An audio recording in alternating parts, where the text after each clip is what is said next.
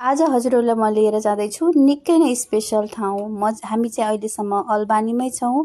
हामी चाहिँ पहिला हजुरलाई कहाँ लिएर जाँदैछौँ भन्दाखेरि म्युजियममा, त्यसपछि टावरमा चढ्नेछौँ। सँगसँगै हामी नेपाली मोमो खान पनि जानेछौँ अनि न्युयोर्कको टाइम स्क्वायर भन्ने ठाउँमा आउनेछौँ। एकदमै रमाइलो हुनेछ अनि हामी गाडीमा चढ्नेछौँ अनि टाइम स्क्वायरको नाइट भ्यू देखाएर हामी हजुरहरूलाई हाम्रो घर लिएर नमस्ते। आज हाम्रो भ्याकेसनको 6औं दिन हामीसँगै रहिरहनु भएको छ। नयाँ नयाँ ठाउँमा हजुरहरू पनि घुमिरहनु भएको छ। हजुरहरूलाई कुन ठाउँ अहिलेसम्मको मन परेको छ कमेन्ट गर्नुहोला। आज चाहिँ भिडियो निकै नै स्पेसल छ। नयाँ स्पेसल ठाउँमा जाँदैछौँ अनि आज पनि पानी परिरहेको छ। होप लेटर अन पानी पर्ने छैन। हामी चाहिँ सबैभन्दा पहिला जाँदैछौँ म्युजियममा। हामी लगभग म्युजियममा पुग्न आँटिसकेका छौँ। यो चाहिँ म्युजियम जाने बाटो एकदमै राम्रो थियो अनि म हजुरहरूलाई भिडियोमा कैद गरेर देखाउने निधो गरेँ। अनि त्यसपछि यो हेर्नु न कस्तो राम्रो छ। यो चाहिँ म्युजियम जाने चाहिँ यताबाट रहेछ गभर्नर नेल्सन। यो चाहिँ प्लाजा हो। यहाँ चाहिँ भित्र जाने बाटो थियो यता पछाडिबाट। हामी चाहिँ यताबाट भित्र गयौँ। अहिले चाहिँ हामी म्युजियममा पुगिसकेका छौँ। यो चाहिँ म्युजियमको दृश्य हो। एकदमै राम्रो कुराहरू, एकदमै लर्निङ कुराहरू, बच्चाहरूलाई एकदम मनोरञ्जन हुने कुराहरू, इभन ठुलो मान्छेहरूको लागि पनि एकदमै राम्रो कुराहरू म्युजियममा राखिएको थियो। हजुरहरूले धेरै कुरा देख्न सक्नुहुनेछ।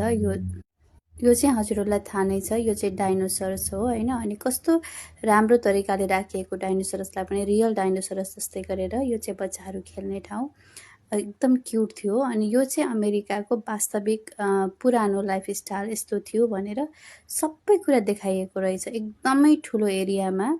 यो अमेरिकाको पुरानो लाइफस्टाइललाई एकदम राम्रोसँग कैद गरिएको छ। मेरी छोरी त्यहाँ सुतिन्, यता साथीहरू पनि हेर्दै हुनुहुन्छ। एकदमै राम्रो छ। हाम्रो नेपाली लाइफस्टाइलसँग मिल्दोजुल्दो छ कतिपय कुराहरू। अनि यसरी वन्यजन्तुलाई यसरी मारिन्थ्यो, काठदाउरा यसरी गरिन्थ्यो हैन। यस्तो मकैहरू रोपिन्थ्यो भन्ने कुरा सबै कुरा हेर्नुहोस्। अझै मैले त धेरै कैद गरेको छैन। त्यहाँभित्र धेरै राम्रो राम्रो कुराहरू छ अनि रियल जस्तो गरेर यहाँ प्रस्तुत गरिएको छ। अनि जनावरहरूलाई पनि यसरी मारिन्थ्यो भनेर देखाइएको छ। यो चाहिँ घरहरू यस्ता यस्ता हुन्थे भनेर देखाइएको छ। अनि यो चाहिँ हेर्नुहोस् त। अनि एकदमै राम्रो कुराहरू, पुरानो नयाँ कुरा धेरै कुरा सिके हाम्रो बच्चाहरूले। अनि यतातिर चाहिँ हामीले अरू कुराहरू, चराहरू, चराचुरुङ्गीहरू अनि अझै पनि हामी उही साइडमै छौँ जस्तो लाग्यो।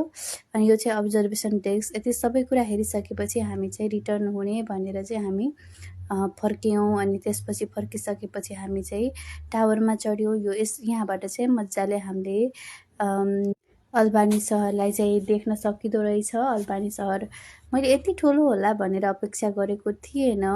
अल्बानी सहर ठुलो रहेछ। मैले हजुरलाई सबै कुरा देखाउन सकेको रहेनछु यो भिडियोमा, तर उता हेर्दाखेरि चाहिँ एकदमै ठुलो छ सहर, एकदमै राम्रो छ। मेरो बच्चाले चाहिँ यहाँ बसेर यसरी हेरिरहेको छ अनि उसले भनिरहेको छ कि मम्मी धेरै राम्रो रहेछ, एकदमै मन पर्यो रे। अनि त्यसपछि हामी चाहिँ यताउता गऱ्यौँ, फोटोहरू खिच्यौँ अनि भिडियोहरू बनायौँ अलिअलि। अनि त्यसपछि जुम गरेर हेऱ्यौँ कति राम्रो कुराहरू, कस्तो सफा अनि कस्तो राम्रो। अल्बानी चाहिँ एकदम मलाई मन पर्यो। न्युयोर्क सिटी चाहिँ अलिकता क्राउड नै छ। यहाँ चाहिँ त्यति धेरै क्राउड पनि रहेनछ, खुल्ला जस्तो अनि एकदमै राम्रो वातावरण अनि बस्नको लागि पनि धेरै राम्रो। मलाई एकदम मन पर्यो अल्बानी सिटी चाहिँ। अनि त्यसपछि हामी अब्जर्भेसन टावरबाट बाहिर निस्किसकेपछि हामी चाहिँ एकछिन बाहिर फोटो भिडियो खिचिसकेपछि हामी नजिकै नेपाली रेस्टुरेन्ट भेटायौँ जसमा मल्का दही, हजुरहरूलाई थाहा नै छ हाम्रो काठमाडौँको यो स्पेसल दही हो। अनि त्यसपछि हाम्रो मोमो पाइने ठाउँ। यसमा चाहिँ यो स्पेसली मोमो नै पाइँदो रहेछ, म्यास्टिक मोमो भनेर रेस्टुरेन्टको नाम नै म्यास्टिक मोमो थियो। एकदमै राम्रो। धेरै धेरै धन्यवाद बहिनीहरूलाई हामीलाई यति मिठो मोमो खुवाउनु भएकोमा। नेपालै गएको जस्तो फिल भयो। टेस्ट ठ्याक्कै नेपालको जस्तो थियो। अनि हामीले चाउमिन पनि खायौँ अनि त्यसमा पनि नेपालको जस्तो टेस्ट आएको थियो। अनि हाम्रो बच्चाले चाहिँ एकदमै मन पराएको के नेपालको सबै भान दिने भएर नेपालको नक्सा देखाइरहेको थियो, नेपालको माउन्टेन देखाइरहेको थियो अनि सबै कुरा नेपालको त्यहाँ एकदम नेपाललाई मिस हुने कुराहरू थियो क्या। अनि उसले एकदम एक्साइटेड भयो, मम्मी यहाँ चाहिँ ठ्याक्कै नेपाल जस्तो रहेछ है भन्दै यता र उता हेरेर घुमेर है नेपाल कस्तो इन्जोय गरिरहेको थियो। उसलाई नेपाल जान साह्रै मन लागिरहेछ। अनि यहाँ आउँदा ठ्याक्कै नेपालको धेरै कुरा देखेर मम्मी त्यो पनि नेपाल त्यो पनि नेपाल अनि भन्दै थियो सोडा त नेपालको होइन नि मम्मी भन्दै थियो फेरि सोडा देखेर। यता छोरीले चाहिँ कम्बो मगाएकी थिइन् होइन, कम्बो चाहिँ एकदम मन पर्यो उनलाई। अनि यतातिर अर्को छोरीले चाहिँ हाम्रो फ्राई मोमो मगाएकी थिइन् छोराले। अनि चाहिँ यो झोल मोमो मगाएको थियो भने चाहिँ हामीले कम्बो मगाएको थियौँ। सबैले इन्जोय गरेर अनि हामी त्यसपछि चाहिँ न्युयोर्क सिटीतिर लाग्यौँ।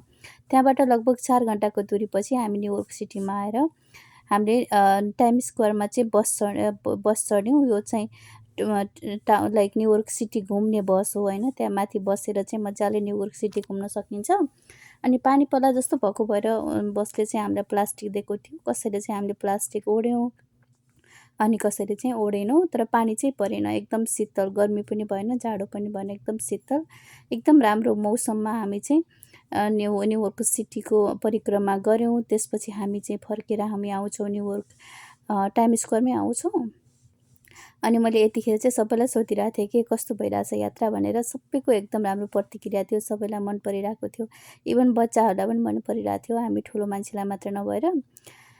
म यहाँ दिपसनलाई सोद्धाखेरि पनि भनिरहेको छु मम्मी एकदम रमाइलो भइरहेछ भनेर। अनि यता सरले पनि रमाइलो भएछ भन्नुभयो। त्यसपछि हामी चाहिँ बसको परिक्रमा सकिसकेपछि हामी अँध्यारो हुन थालेको थियो। हामी रेस्टुरेन्टमा गएर खाना खायौँ। अनि त्यसपछि चाहिँ हामी न्युयोर्कको टाइम स्क्वायरमा फेरि फर्केर आयौँ, किनभने हामीलाई नाइट भ्यू हेर्न मन लागिरहेको थियो सबैजनालाई। अनि हेर्नुहोस् न कस्तो मान्छेको भिड होइन, पानी पर्न थालेको थियो, अलिअलि पानी पनि परिरहेको थियो जमझम होइन। तर पनि मान्छेहरू कमै थिएनन्। यो एकदम मान्छेको भिडमा मैले चाहिँ धेरै प्रकारको मान्छेहरू देखेँ, धनीदेखि गरिबसम्म, अनि टेम्पो पनि। अनि यो सबै देख्दाखेरि अचम्म लाग्यो। Thank you for watching. Bye everyone.